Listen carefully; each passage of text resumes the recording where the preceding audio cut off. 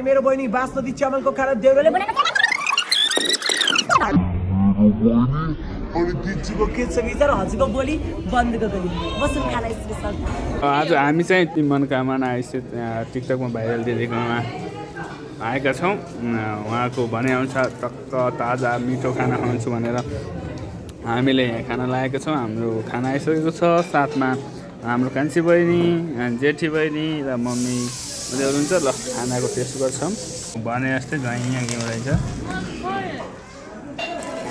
ल यहाँ हालिदिनु है दिदी बस यस्तरी घिउ चाहिँ हालेर टिकटकमा भाइरल दिदीकोमा आएको यस्तरी घिउ चाहिँ हालेर खाना लागेको अब योभन्दा अरू के छ हेरौँ कस्तो लागिरहेको मिठो छ हेलो मिठो छ बिना बहिनी मम्मी ल म पनि खान्छु है त्यसो भए